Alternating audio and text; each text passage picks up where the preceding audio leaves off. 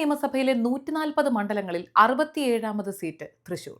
സാംസ്കാരിക തലസ്ഥാനത്ത് രാഷ്ട്രീയ പോരും മുറുകിയിരിക്കുമ്പോൾ വോട്ടെണ്ണൽ ദിവസത്തിനായുള്ള കാത്തിരിപ്പിലാണ് എല്ലാവരും.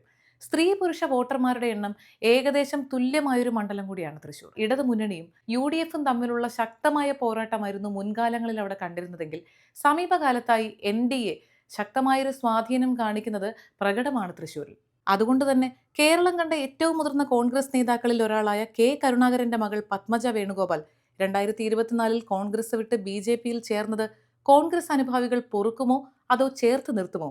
NDAയുടെ സാന്നിധ്യം കഴിഞ്ഞ പല തെരഞ്ഞെടുപ്പുകളിലും വ്യക്തമായതുപോലെ കാലം അത് ആവർത്തിക്കുമോ? കവിയും എഴുത്തുകാരനും യുവകലാസാഹിതിയുടെ സംസ്ഥാന പ്രസിഡന്റുമായ ആലങ്കോട് ലീലാകൃഷ്ണന് ഇടത് MLA ആയും തന്റെ പ്രതിഭ തെളിയിക്കാൻ സാധിക്കുമോ? കോർപ്പറേഷൻ മേയറായി സേവനമനുഷ്ഠിച്ച തൃശൂരിന്റെ നാടിമിടിപ്പ് പോലും മനസ്സിലാക്കിയ രാജൻ ജെ പല്ലൻ UDFന് അക്കൗണ്ട് തുറന്നു കൊടുക്കുമോ തുടങ്ങി നിരവധി ചോദ്യങ്ങൾ ബാക്കി നിൽക്കുകയാണ്. എന്തായാലും എല്ലാത്തിനുമുള്ള ഉത്തരം അറിയാം മെയ് 4 മണ്ഡലങ്ങളിലൂടെ. Supported by Vion sanitary napkins.